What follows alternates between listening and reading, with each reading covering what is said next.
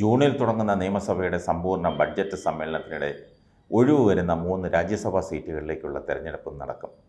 CPI സംസ്ഥാന secretary Binoy Viswam, CPM നേതാവ് Elamaram Kareem, Kerala Congress Mani group chairman Jose K Mani എന്നിവരുടെ രാജ്യസഭ അംഗത്വ കാലാവധി ജൂലൈ 1 അവസാനിക്കും.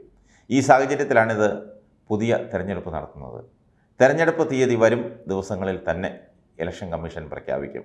ജൂൺ 10 മുതൽ ജൂലൈ അവസാനം വരെയാകും നിയമസഭാ സമ്മേളനം. ഇതിനുള്ള ശുപാർശ 2 ആഴ്ചയ്ക്കകം മന്ത്രിസഭയുടെ പരിഗണനയ്ക്കെത്തും.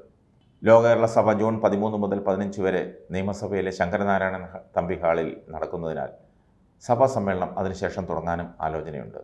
എന്നാൽ സഭാ സമ്മേളനം നീട്ടിവെച്ചാൽ ജൂലൈ 31 ധനാഭ്യർത്ഥന ചർച്ച നടത്തി ഉപധനാഭ്യർത്ഥനയും ധനവിനിയോഗ ബില്ലുമടക്കം പാസ്സാക്കാനാവുമോ എന്ന ആശങ്കയുമുണ്ട്. അതിനാൽ തന്നെ ജൂൺ 10 സമ്മേളനം തുടങ്ങിയ ശേഷം ലോക കേരള സഭയ്ക്കായി 12 തീയതി നിർത്തിവെച്ച് 18 19 വീണ്ടും ചേരാനും ആലോചിക്കുന്നുണ്ട്.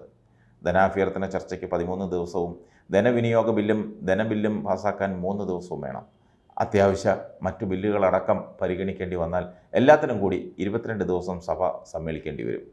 ഇതിനിടയിലാണ് രാജ്യസഭാ തെരഞ്ഞെടുപ്പും നടക്കേണ്ടത്.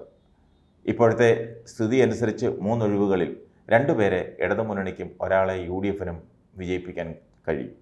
പക്ഷേ ഇതുവരെ ഇടതുമുന്നണിയുടെ സീറ്റ് ചർച്ച ആരംഭിച്ചിട്ടില്ല. UDFൽ മുസ്ലിം ലീഗിനാണ് രാജ്യസഭാ സീറ്റ്.